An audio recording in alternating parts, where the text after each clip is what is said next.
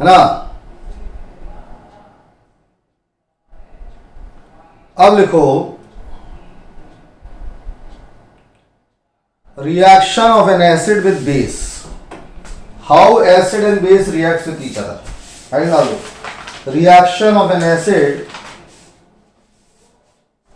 With base, acid की reaction base के साथ चाहिए। लिखे reaction of an acid with base, लिखो acid plus base gives you, important reaction है, acid plus base gives you salt plus water. समझ आया? मतलब जब एसिड और बेस रिएक्शन करता है तो सॉल्ट बनता है और वाटर बनता है। अब काम की बात समझो यार, ये एसिड है, ये बेस है, समझो इधर, इधर सॉल्ट बन गया और इधर वाटर बन गया। तो मुझे बताओ यहां पर एसिड का इफेक्ट भी खत्म हो गया और बेस का इफेक्ट भी खत्म हो गया। देखो जरा रिएक्शन को समझो, यहां पर एसिड का भी इफेक्ट नहीं है और बेस का भी इफेक्ट नहीं है। तो जब एसिड का भी इफेक्ट खत्म है और बेस का भी इफेक्ट खत्म है तो ऐसी रिएक्शन को कहते हैं न्यूट्रलाइजेशन रिएक्शन। समझ में आया? न्यूट्रलाइजेशन एग्जाम में आता है। न्यूट्रलाइजेशन रिएक्शन क्या है? तो अब सवाल है इसको न्यूट्रलाइजेशन क्यों कहते हैं अपन। एक मिनट यार, ये कुछ फोकस हो रहा है, नया कैमरा आया है, something we are getting it focus. एक मिनट इसको जरा सही कर लूँ मैं। Grid, flash pan, mute, privacy, community, gallery, setting, privacy, entertainment, ultra low latency, tax कहाँ से जाता है, ऑडियो इफेक्ट, माइक है, dynamic information, feedback, private policy, audio, camera, file tag, सब सही है, सब सही है। तो ऐसी रिएक्शंस को हम लोग कहते हैं न्यूट्रलाइजेशन रिएक्शन, क्योंकि यहां पर एसिड का भी इफेक्ट खत्म हो गया, बेस का भी इफेक्ट खत्म हो गया। तो ये दिमाग में होना चाहिए कि जब भी एसिड बेस से रिएक्शन करेगा, सॉल्ट बनेगा और वाटर बनेगा, और ऐसी रिएक्शन को हम लोग कहेंगे कौन सी रिएक्शन है? Neutralisation reaction. तो देखो whenever acid reacts with base, देखिए बराबर, whenever acid reacts with base, salt and water is formed. देखो in this case the effect of both acid and base is finished. देखो in this case effect of both acid and base is finished. इसके अंदर जो effect होता है acid का और base का, दोनों का खत्म हो जाता है। Hence this reaction is also known as neutralisation reaction. बातचीत करेंगे थोड़ी देर बाद। Hence this reaction is also known as neutralisation reaction. Board पर लिखा है न्यूट्रलाइजेशन रिएक्शन, समझ गए? This reaction is known as neutralisation reaction. For example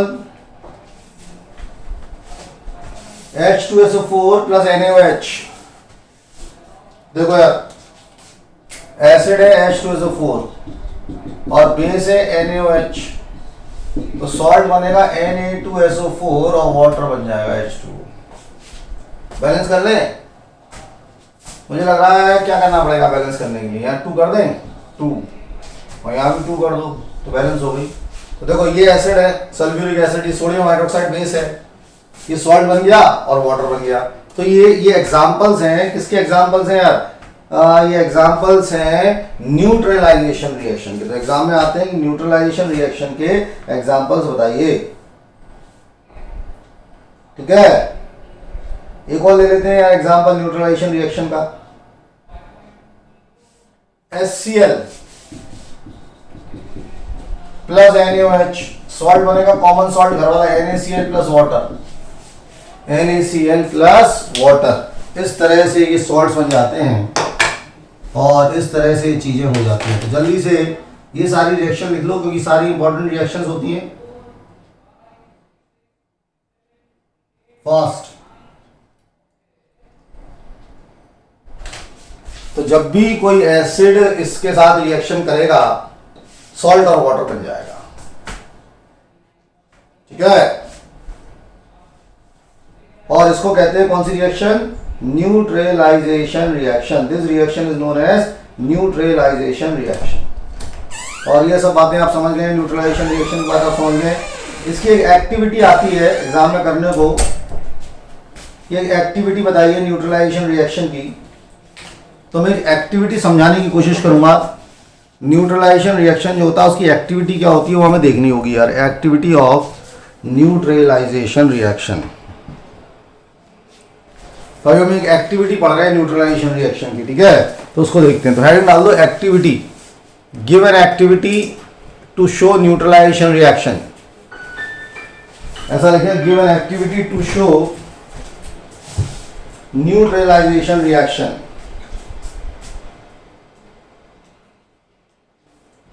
एक एक्टिविटी हम कर रहे हैं न्यूट्रलाइजेशन रिएक्शन को लेके। तो एक्टिविटी देख रहे हैं क्या है, फटाफट डस्टर लाने या बेकार लगता है। चलो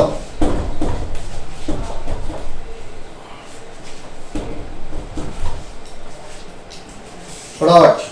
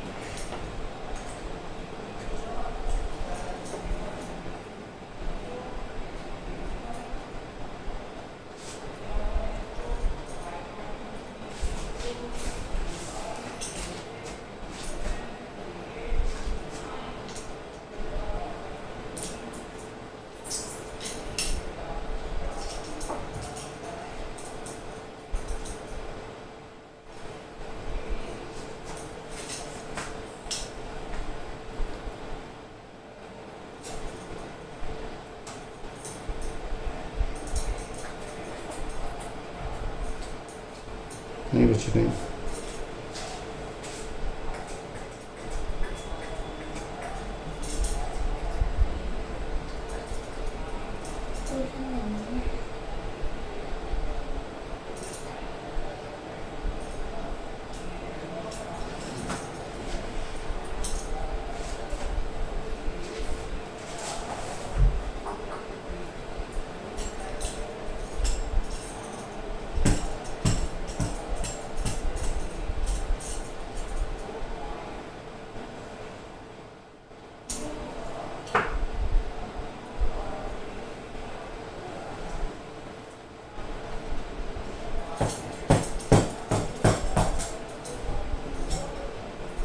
चलो यार, give an activity to explain how acid and base react with each other. Hand डाल दो, गिव एन एक्टिविटी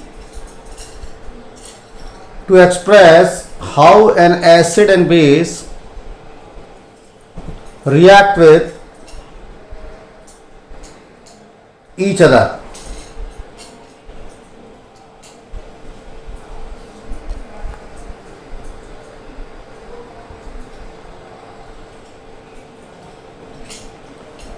अब देखो यार क्या हो रहा है, यहां पर आप देखोगे तो इसके अंदर दो बातें हैं।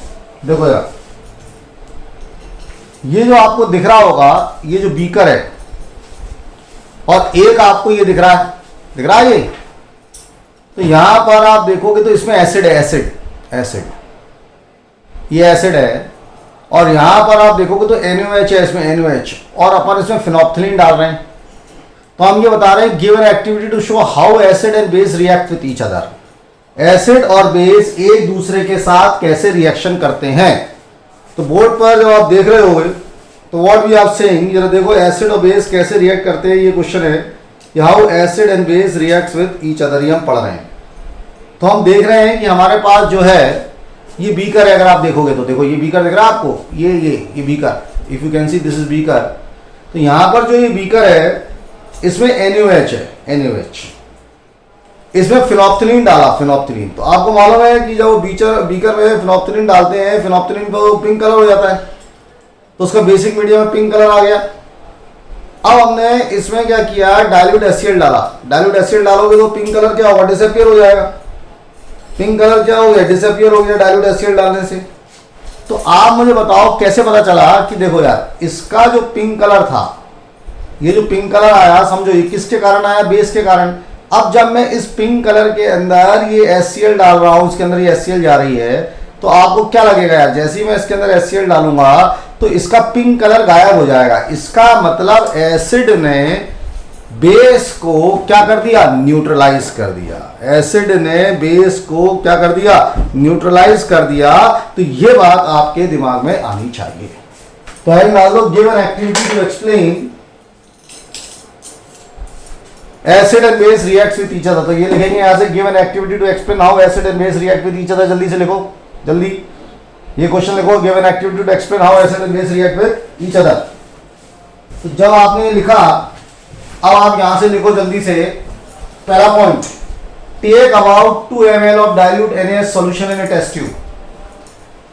टेस्ट ट्यूब के अंदर NaOH सॉल्यूशन लिख लो, कितना ले लो, 2 ml of NaOH solution in a test tube. Right on first point, ये अपन ने NaOH सॉल्यूशन ले लिया, मान लो ये NaOH सॉल्यूशन है। फिर लिखो add 2 drops of phenolphthalein indicator to it. यहां से फिनोप्थिलीन इंडिकेटर इसके अंदर अपन डाल रहे हैं, इसके अंदर अपन क्या डाल रहे हैं, फिनोप्थिलीन इंडिकेटर। तो लिखो add 2 drops of phenolphthalein indicator to it. ठीक है, तो लिखोगे फिर colour of the solution turns pink. तो ये जो कलर है आप देख रहे हो, ये वाला जो कलर है ये पिंक हो गया। The colour of the solution turns pink because phenolphthalein gives pink colour in basic medium. Point number 3 ये लिखेंगे, जो कलर है उसका पिंक हो गया क्योंकि फिनोप्थिलीन जो है पिंक कलर देता है। तो ये लिखो, the colour of the solution turns pink because phenolphthalein gives pink colour in basic medium, ऐसा लिखेंगे।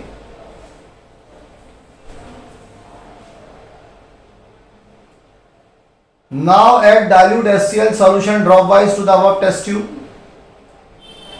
Dilute HCl डाल दो उसमें। तो अब उसके अंदर dilute HCl डालो। तो जैसे ही उसके अंदर dilute HCl डालोगे, we will observe that the color of the solution fades. हमें क्या ऑब्जर्व होगा कि जो सॉल्यूशन का कलर है वो फेड हो रहा है। लिखते जाओ फटाफट। We will observe that the solution of the color gets fade. जो कलर का सॉल्यूशन है वो फेड हो रहा है। We will observe that color of the solution fades and ultimately turns colorless. और वो कलरलेस हो जाता है। And ultimately it turns colorless. Note down कर लें। एंड अल्टीमेटली इट टर्न्स क्या, कलरलेस। इसके बाद हम पॉइंट लिखेंगे तो लिखेंगे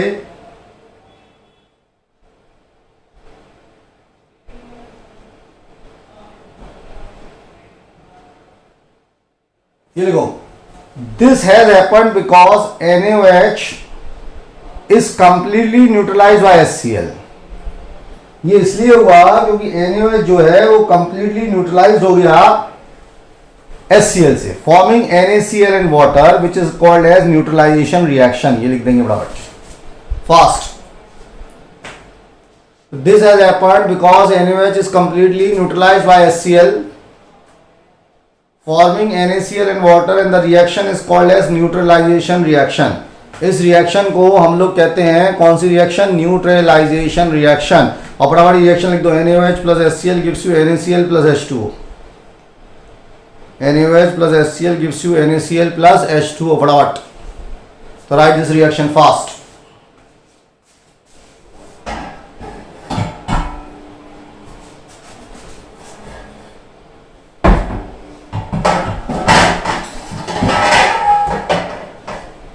तो हमने रिएक्शन लिख ली, ठीक है। अब लिखो, now add a little amount of NaOH again in the above solution. अब दोबारा से NaOH डाल दो, भाई उसका कलर जो है वो न्यूट्रलाइज हो गया था। अब जो जैसे ही NaOH डालोगे तो दोबारा से बेस आएगा, तो दोबारा से बेस आएगा तो pink colour reappears. This is because in adding NaOH again the solution get turn basic from neutral media. तो अब जब दोबारा से हम उसके अंदर ये डालेंगे तो दोबारा से पिंक कलर आ जाता है, क्योंकि वो दोबारा से बेस हो जाता है। बस इतना करना है आपको फटाफट। ये लास्ट वाली लाइन नहीं लिखनी है, आपको लास्ट वाली लाइन नहीं लिखनी है। आपको जो लिखना है वो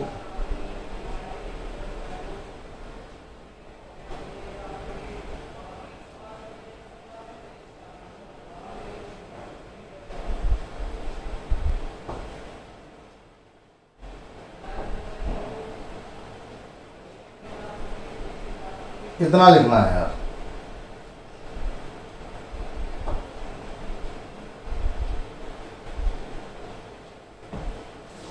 बस ये लिखना था, pink colour of the phenolphthalein reappears. This is because on adding again the solution gets turned basic from neutral medium. बस इतना पॉइंट आपको लिखना था और ये सारी बातें आपको समझ में आ गई होंगी। तो अभी हमने जो एक्टिविटी पढ़ी, अभी हमने जो एक्टिविटी समझी, उस एक्टिविटी के हिसाब से हम ये समझ गए कि कैसे एसिड और बेस जो है वो एक दूसरे से रिएक्ट करती हैं। तो जब ये एग्जाम में क्वेश्चन आने वाला है, ये वाला क्वेश्चन को ध्यान से देखेंगे कि जब भी ये क्वेश्चन आ जाए, ये एक्टिविटी बताओ how acid and base reacts with each other, तो हमें ये बता देना है कि इसके अंदर हमने क्या लिया था, NaOH लिया, ऊपर से phenolphthalein डाल रहे हैं तो इसका कलर कैसा हो गया, पिंक हो गया है। अब इस पिंक कलर में अपन ने एसिड डालना शुरू किया, तो एसिड डालना शुरू किया तो पिंक कलर डिसअपीयर हो गया।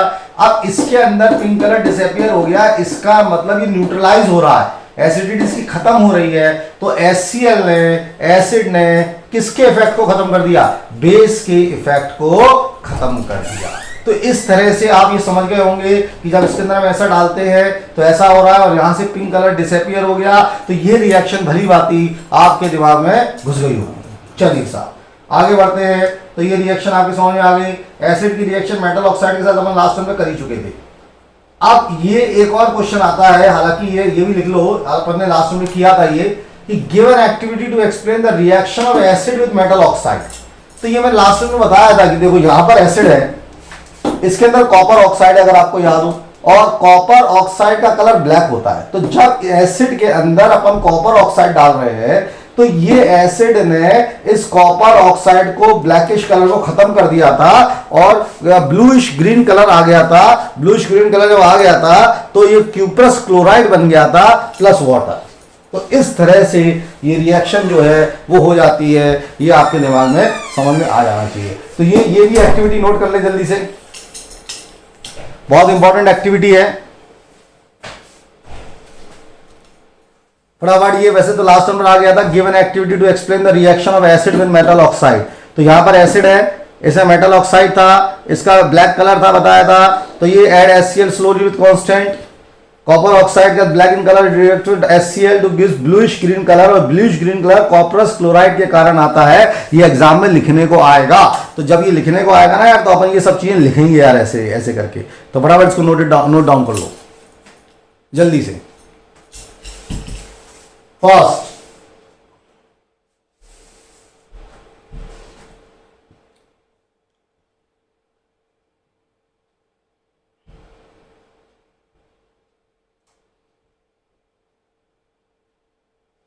ठीक है,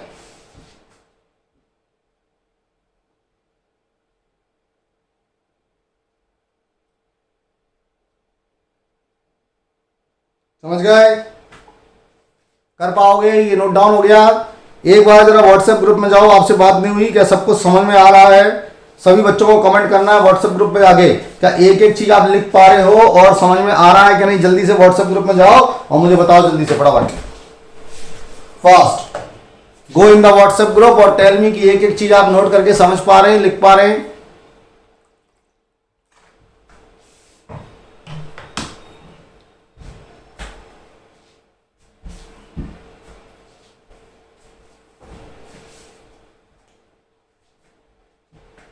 जल्दी, दिमाग में आ गए, गुड। बेटा डायग्राम आपको नोट्स में मिल जाएंगे, ये सारे के सारे जो है ये मेरे नोट्स के ही प्रिंट आउट है, तो आपको डायग्राम सारे नोट्स से मिल जाएंगे। अभी तो आप डायग्राम ना बनाएं, अभी तो आप क्या करेंगे कि यहीं से समझ लेंगे और चीज़ों को मुझे बताते जाएंगे। ये G1 ग्रुप में कोई बच्चों की एक्टिविटी नहीं दिख रही है, G3 में कोई एक्टिविटी नहीं है, G2 में कोई एक्टिविटी नहीं है। बच्चे कहाँ हैं सारे के सारे? कोई रिप्लाई नहीं आ रहा।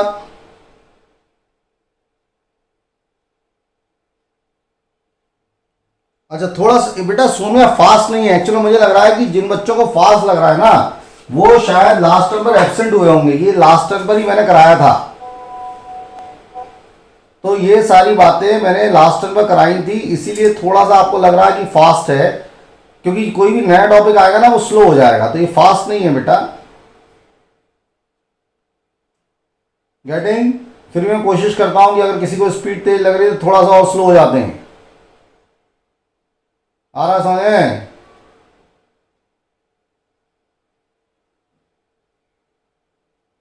चलो ओके, थोड़ा सा स्लो कर देते हैं। कुछ बच्चों को स्पीड तेज लग रही है तो थोड़ा सा अपन स्लो चलते हैं। तो ये वाली एक्टिविटी तो क्लियर हो गई होगी। Given activity to explain the reaction of acid with metal oxide, इसमें तो कोई दिक्कत नहीं है, ये एसिड है, मेटल ऑक्साइड का रिएक्शन करता है, तो बता चुके थे। इस एक्टिविटी में तो किसी बच्चे को दिक्कत नहीं है। ठीक है यार।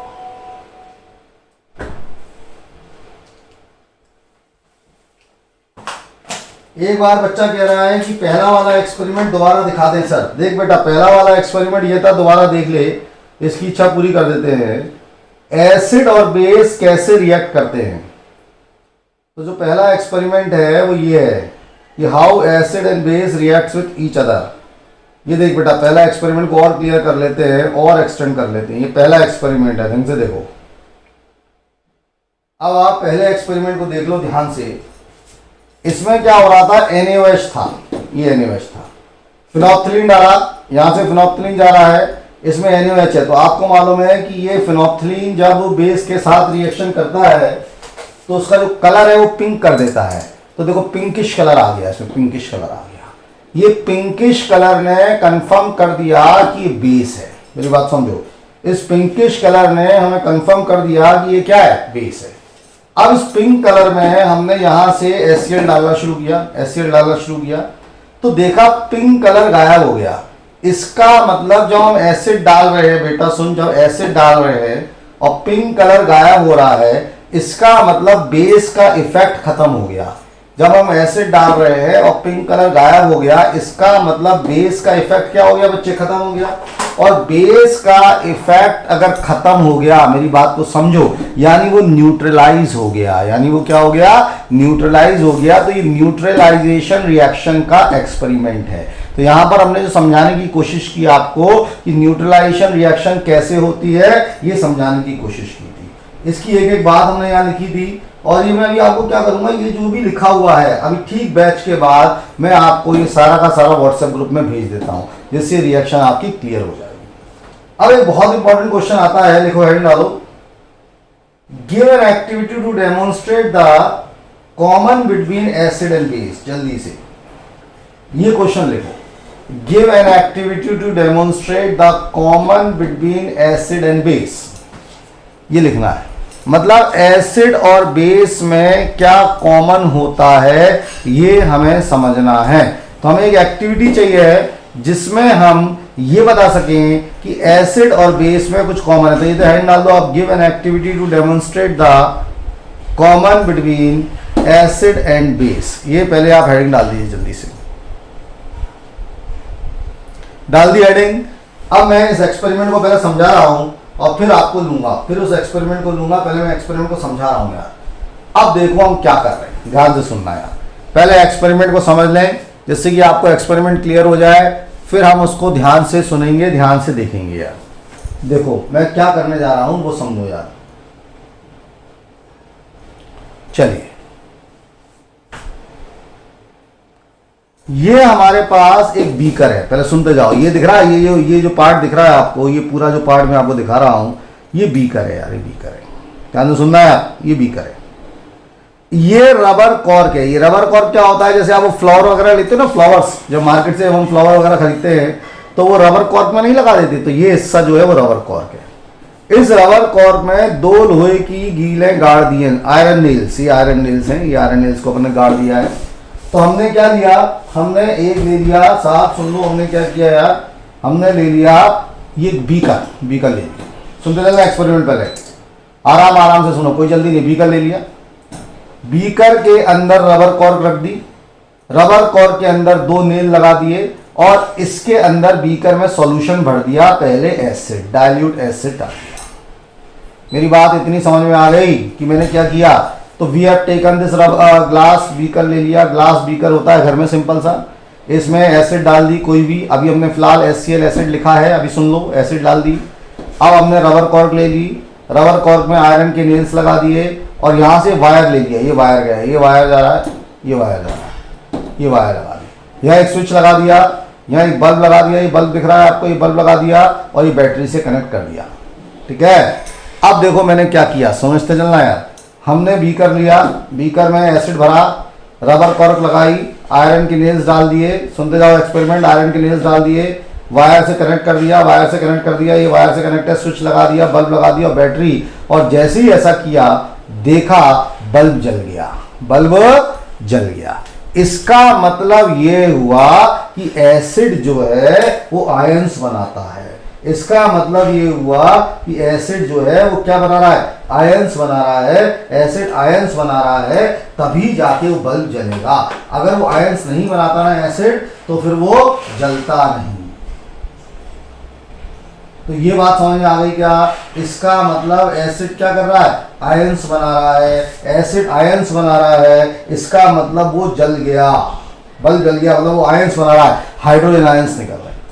अब मैंने क्या किया, ये एसिड हटा दिया, सुन लो, एसिड हटा दिया और इसकी जगह कोई बेस ले लिया, ध्यान से सुनना यार, ये मैंने एसिड हटा दिया और इसकी जगह बेस ले लिया। बेस आप ले सकते हो NaOH ले लो बेस, मान लो मैंने NaOH बेस ले लिया और फिर मैंने यही काम किया, एसिड ये जो बीकर था इसमें NaOH था, रबर कॉर्क था, आयरन के नेल्स लगाए थे, वायर था, और फिर देखा दोबारा बल्ब जल गया, सुन लो, फिर देखा बल्ब जो है वो दोबारा जल गया। इसका मतलब वो जो बेस था NaOH, वो भी क्या बनाता है, आयंस बनाता है, तो वो OH नेगेटिव आयंस बनाता है और ये H पॉजिटिव, कुल मिला के चाहे वो OH नेगेटिव बनाए चाहे H पॉजिटिव बनाए, आयंस तो बन रहे हैं ना, मेरी बात समझना, आयंस तो बन रहे हैं। और जब आयंस बन रहे हैं इसका मतलब क्या हुआ, जब आयंस बन रहे हैं तो इसका मतलब क्या हुआ, एसिड भी आयंस बना रही है, बेस भी आयंस बना रहा है, तो दोनों में जो कॉमन है वो कॉमन ये है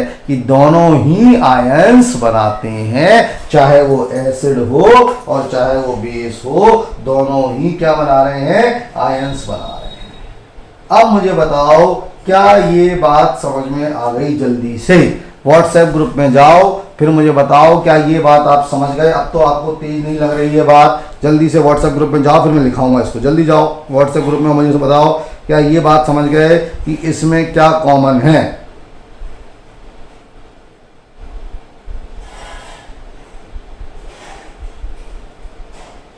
जल्दी से फटाफट, अब तो स्पीड तेज नहीं लग रही, सो में रस्तों की, और जिस बच्चे को स्पीड तेज लग रही थी फिर मैं लिखाऊंगा इसको। अब आ गई बात समझ में, हर बच्चे को बात समझ में आ गई मेरी कि एसिड और बेस के अंदर क्या कॉमन है, अब कर लोगे, आ गई बच्चों बात समझ में। अब है बेटा, आ रही है बात समझ में, देखो प्रियांशी सबको बातें मेरी समझ में आ रही हैं, चलो लिखो, बड़ा बड़ा लिखना शुरू करो, फास्ट।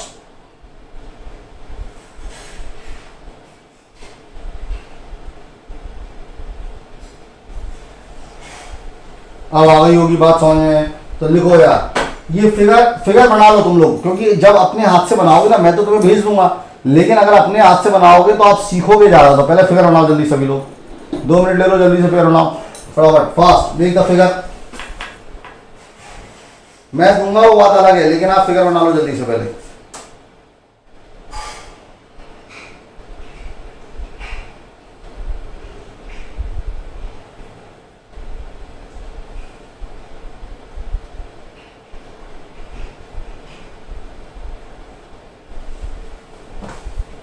फिगर को बना लीजिए।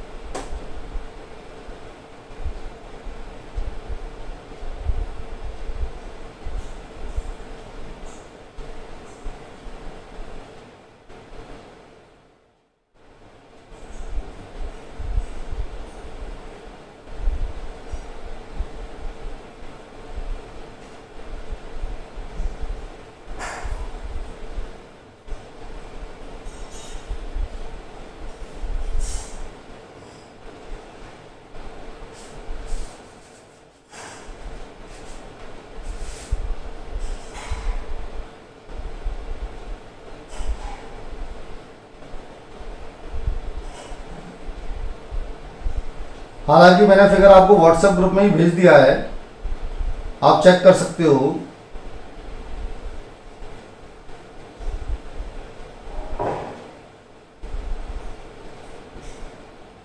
ये मैंने फिगर व्हाट्सएप ग्रुप में ही भेज दिया है, तो वहां से चेक कर लो, वहां से बनाने आप लिखना शुरू करो इसको। ऐसा लिखो बड़ा जल्दी से, ये पॉइंट्स लिख रहे हैं, जल्दी लिखो।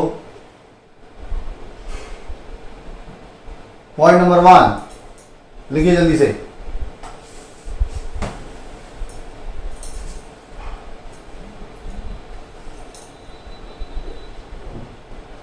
लिखिए, take a rubber cork fit 2 iron nails in it and place the cork in 100 ml beaker. लिखो फटाफट।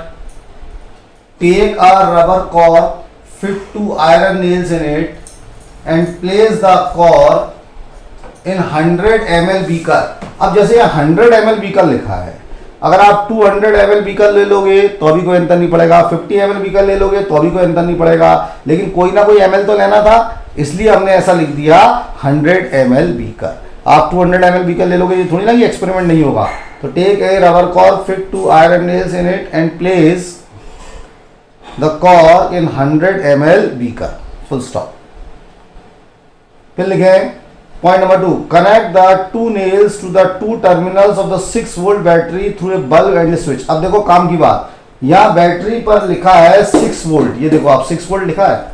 अगर आप 8 वोल्ट की बैटरी ले लोगे तो भी एक्सपेरिमेंट होगा, 12 वोल्ट की बैटरी ले लोगे तो भी एक्सपेरिमेंट होगा, 20 वोल्ट की बैटरी ले लोगे तो भी एक्सपेरिमेंट होगा। तो अपन एक छोटी सी बैटरी ले ली 6 वोल्ट की, इसलिए ऐसा लिख रहे हैं। तो connect the 2 nails to the 2 terminals of a 6 volt battery through a bulb and switch, full stop.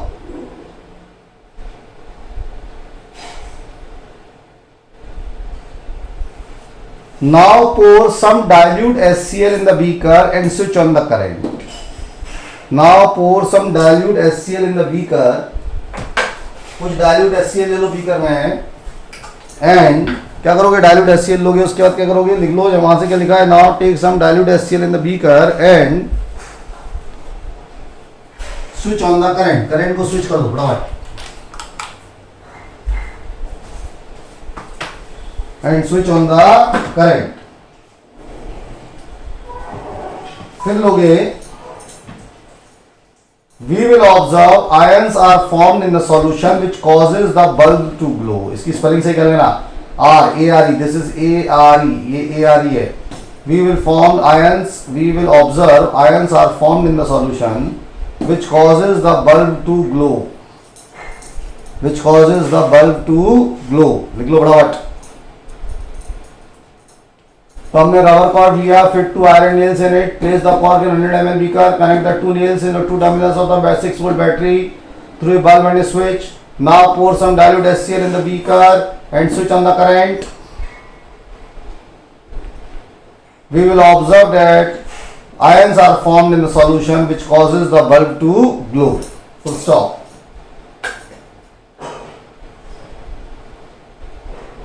देखिए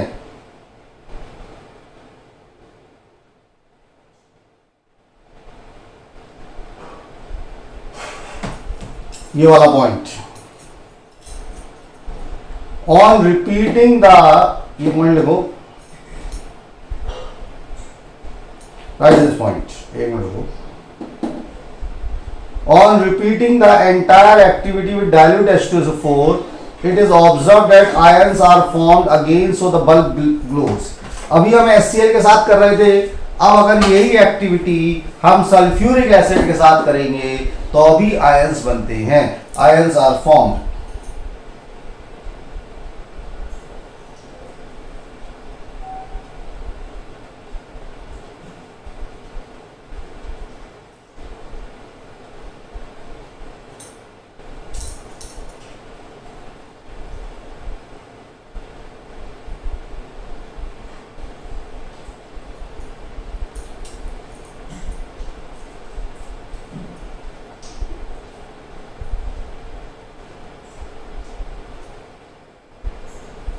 So again, on repeating the entire activity with dilute H2SO4, it is observed that ions are formed so that bulb glows. ये लिखेंगे so that bulb glows. Full stop. फिर लिखेंगे the entire activity is repeated by taking NaOH और KOH solution. कितना लिखना है अपन को? The entire activity is repeated by taking NaOH और KOH, और इसी एक्टिविटी को रिपीट कर दिया NaOH और KOH सॉल्यूशन के साथ. अब चाहे NaOH ले लो और चाहे KOH ले लो, दोनों ही बेस हैं. We will observe that in this case also the bulb glows. इस केस में भी बल्ब ग्लो करेगा. इसको नोट डाउन करना है, यहां तक ब्लू कलर है वहीं तक नोट डाउन करना है. तो जितना कलर हमने ब्लू दिखाया है बस उसी को नोट डाउन करना है, ये नहीं करना है. In case of both acid and base, hydrogen and hydroxyl ions are form. देखो एसिड में हाइड्रोजन आयंस बनेंगे, बेस में हाइड्रोक्साइल आयन बनेंगे, which act as current carrier. चाहे हाइड्रोजन आयंस हो और चाहे हाइड्रोक्साइल आयंस हो, वो करंट कैरियर की तरह काम करते हैं and causes the bulb to glow. और इस तरह से ये बल्ब जो है वो ग्लो करता है. तो मुझे लग रहा है कि इतनी बात आप तक पहुंच रही होगी, इतनी बात आपको समझ में आ रही है. तो ये एक्टिविटी हर बच्चे को क्लियर हो गई क्या यार? जल्दी बताओ, इतनी एक्टिविटी कि एसिड और बेस के बीच में क्या कॉमन है? क्या ये एक्टिविटी सब बच्चों ने लिख लिया?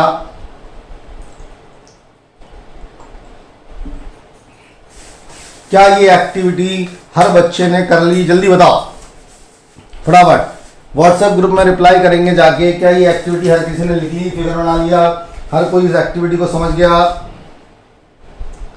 अगर आपको लग रहा है कि सारी एक्टिविटी सीख गए हो, समझ गए हो, तो फटाफट व्हाट्सएप ग्रुप में जाओ और यस लिखो, जिससे मैं आपको दूसरी चीज समझा पाऊं.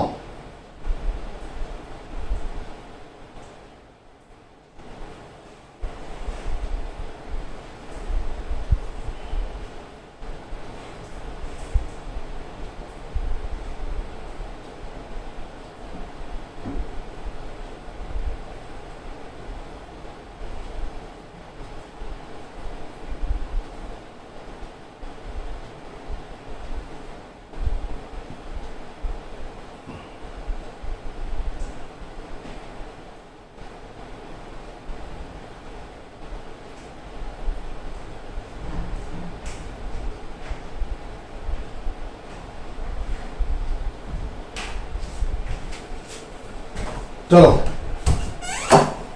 इतनी बात हर बच्चे को समझ आ गई. बेटा आप लोग रिप्लाई बहुत कम करते हो. इतने सारे बच्चे हैं और रिप्लाई करते हैं 10 बच्चे. तो कभी बार ऐसा लगता है कि हम पता नहीं किसको पढ़ा रहे हैं, मजा ही नहीं आता पढ़ाने में यार. अगर आप लोगों का रिप्लाई नहीं करोगे तो हमें पता कैसे चलेगा समझ रहे हो कि नहीं समझ रहे हो.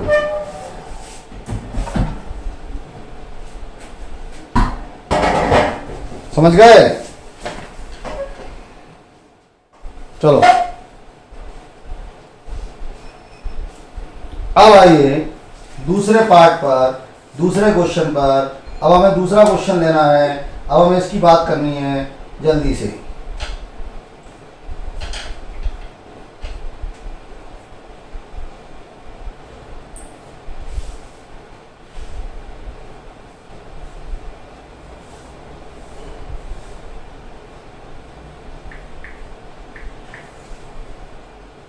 बहुत इंपॉर्टेंट बात है, इन दो शब्दों को समझेंगे यार जल्दी से। पहला शब्द है, अगर आप देख रहे हो, पहला शब्द तो आप ध्यान से पहला शब्द देखो, कंसंट्रेटेड एसिड। ये दिख रहा है पहला शब्द, अब सुन लेना यार। पहला इसका एक होता है कंसंट्रेटेड एसिड, और दूसरा शब्द अगर आप देख पा रहे हैं तो दूसरा शब्द होता है डाइल्यूट एसिड। इसके ऊपर क्वेश्चन आएगा। तो दो तरह की एसिड्स होती हैं, पहली होती है कंसंट्रेटेड एसिड और दूसरी होती है डाइल्यूट एसिड। ये दो शब्द दिख रहे होंगे आपको, पहला शब्द कंसंट्रेटेड एसिड और दूसरा शब्द डाइल्यूट एसिड। अब कोई पूछे कंसंट्रेटेड एसिड क्या है, कोई पूछे डाइल्यूट एसिड क्या है। कंसंट्रेटेड एसिड मतलब प्योर एसिड। प्योर एसिड का मतलब क्या हो गया, जिसके अंदर पानी नहीं है। डाइल्यूट एसिड मतलब एसिड के अंदर पानी मिला रहे हैं तो उसको डाइल्यूट एसिड कहते हैं। तो आज से कोई पूछे कितने तरह की कंसंट्रेटेड एसिड क्या है और क्या बोलते हैं डाइल्यूट एसिड क्या है, तो देखो concentrated acid and dilute acid. Heading डाल दो फटाफट, concentrated acid and dilute acid. जल्दी से फटाफट हेडिंग डाल दो, concentrated acid and dilute acid. लिखेंगे एसिड, कंसंट्रेटेड एसिड में लिखो acid which contains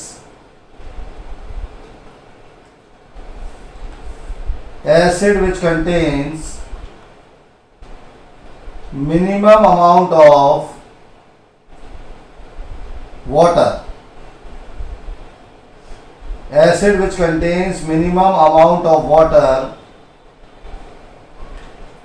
are known as concentrated acid. लिखें बराबर, acid which contains minimum amount of water are called as concentrated acid. दोबारा सुन लो, acid which contains minimum amount of water are known as concentrated acid. Full stop.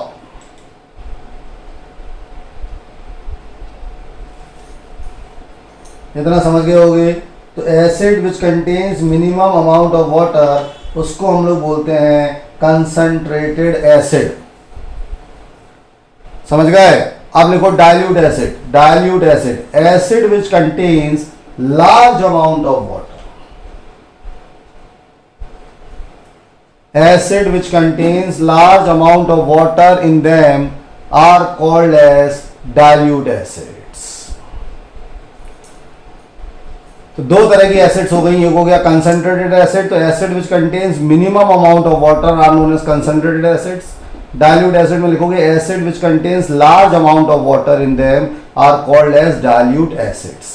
और लिखो dilute acids are prepared by adding water to concentrated acid. Dilute acid को बनाने के लिए पानी मिलाते हैं कंसंट्रेटेड एसिड में।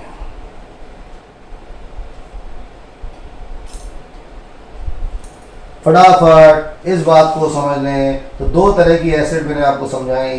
पहली मैंने आपको एसिड समझाई कंसंट्रेटेड एसिड, दूसरी मैंने आपको एसिड समझाई कौन सी एसिड, कौन सी एसिड समझाई मैंने आपको, डाइल्यूट एसिड। डाइल्यूट एसिड ने मैंने आपको क्या समझाया, डाइल्यूट एसिड ने समझाया कि ऐसी एसिड जिसके अंदर पानी मिला दिया जाए उसको डाइल्यूट एसिड कहते हैं, और ऐसी एसिड जो प्योर एसिड होती हैं जिसमें पानी नहीं मिलाया जाता उसको कहते हैं कौन सी एसिड, जल्दी बोलो कौन सी एसिड। अभी समझाया मैंने कौन सी एसिड कहते हैं, उसको कहते हैं डाइल्यूट एसिड, और जिसमें पानी नहीं है उसको कहते हैं कंसंट्रेटेड एसिड।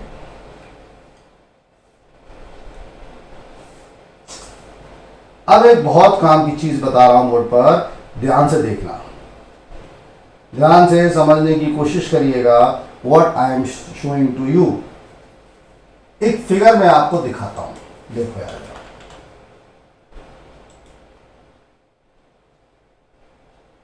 ध्यान से देखो यार। पहला फिगर आप देखोगे तो इसमें एसिड है, ध्यान से सुनना, ये क्वेश्चन आता है, इसमें क्या है, एसिड है। और ये लड़का है, दिस इज लड़का, ये लड़का दिख रहा है आपको, बढ़िया बाल है इसके, देखो कितनी दो दो आंखें हैं, नाक है। और ये लड़का एसिड में क्या डाल रहा है, पानी डाल रहा है, देखो दिख रहा है, ये पानी है, दिख रहा होगा ये पानी है। और ये क्या है, एसिड है। ये लड़का पानी में, ओ सॉरी, एसिड में क्या डाल रहा है, पानी डाल रहा है। और बगल वाला फिगर देखो, ये दूसरा लड़का है, इसने इसमें पानी लिया और एसिड डाल रहा है। काम दोनों वही हो रहा है, दूध में पानी डालें या पानी में दूध डालें, दोनों दूध और पानी मिल रहा है। तो यहां पर हम एसिड में, पहले वाले केस में क्या कर रहे हैं, एसिड में पानी डाल रहे हैं, दूसरे वाले केस में क्या हो रहा है, पानी में एसिड डाल रहे हैं।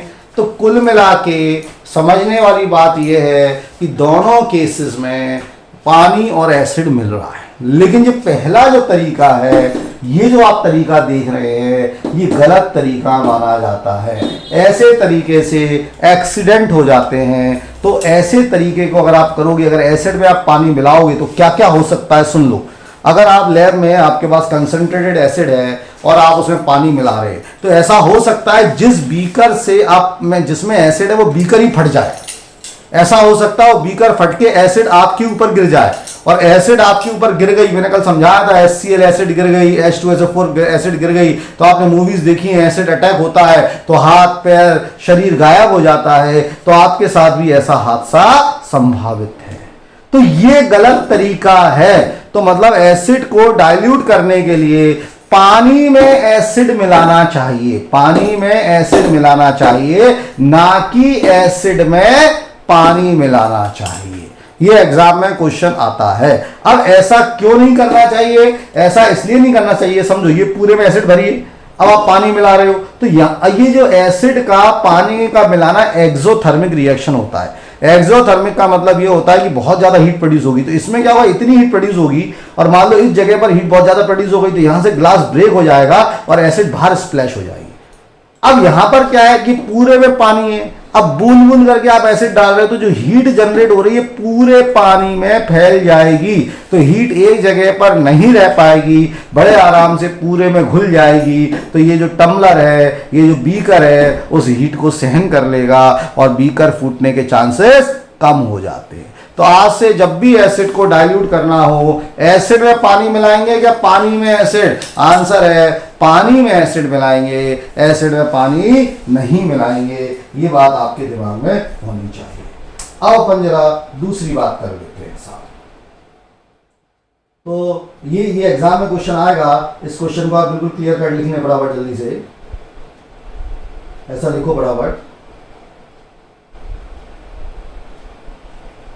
लिखिए। While diluting an acid, question लिखो पहले, क्वेश्चन लिखो, क्वेश्चन मैं लिखा रहा हूं। While diluting an acid, question लिखिए। While diluting an acid, acid is added in water. Acid is added in water. Water is not added in acid. While diluting an acid, acid is added in water. Why? Whereas water is not added in acid. Why? Why? Full stop. फटाफट लिखेंगे, ऐसा लिखें, an acid is diluted by mixing water with concentrated acid. देखो बड़ा जल्दी से पूरा paragraph लिखना है, यहां से लेके यहां तक आपको पूरा पैराग्राफ लिखना है, तो इसको ध्यान से सुनेंगे। लिखो an acid is diluted by mixing water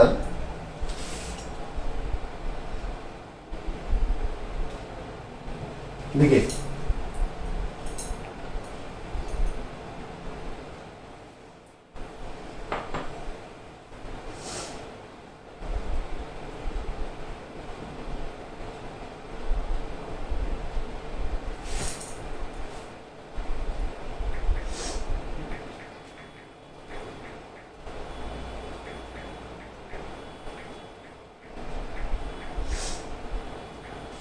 देखो dot, an acid is diluted by mixing water with concentrated acid, full stop. Mixing of concentrated acid with water is highly exothermic. अभी समझाया था. Mixing of concentrated acid with water is highly exothermic, comma, so large amount of heat is evolved.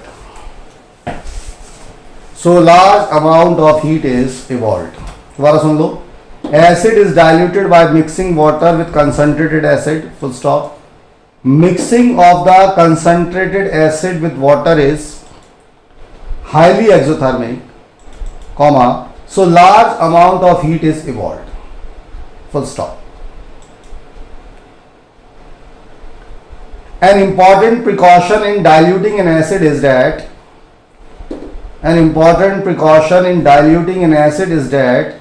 water is not added to concentrated acid, but acid is added to water gradually with stirring for dilution.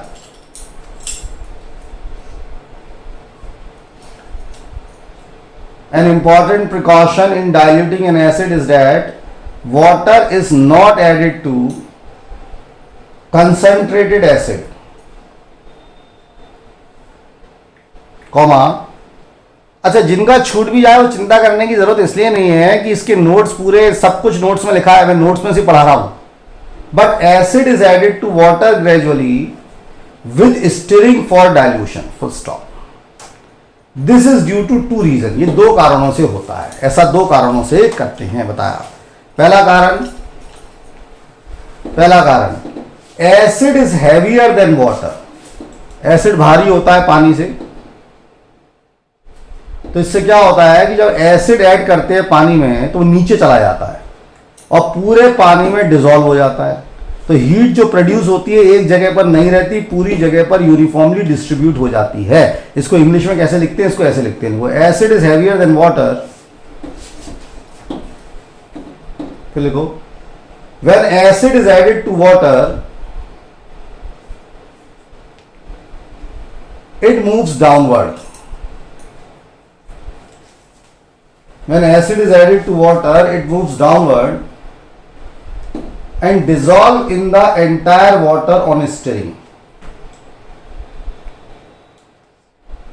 When acid is added to water, it moves downward and dissolve in the entire water on stirring. Full stop. Thus, the heat produced is not localized in a small space, but gets uniformly distributed throughout the solution.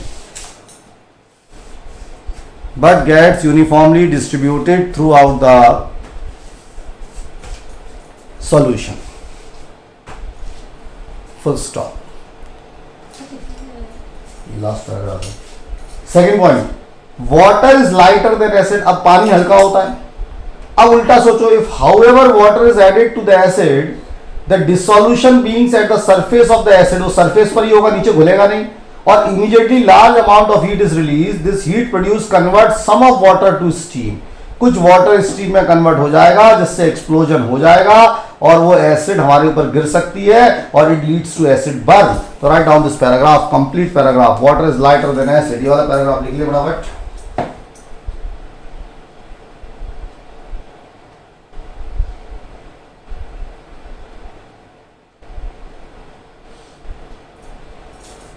तो ये blue colour से जो paragraph आपको दिख रहा है ये फटाफट नोट डाउन कर लें. इतना just note down this blue colour fast. ठीक 1 घंटे बाद आपका क्लास होगा केमिकल रिएक्शंस का.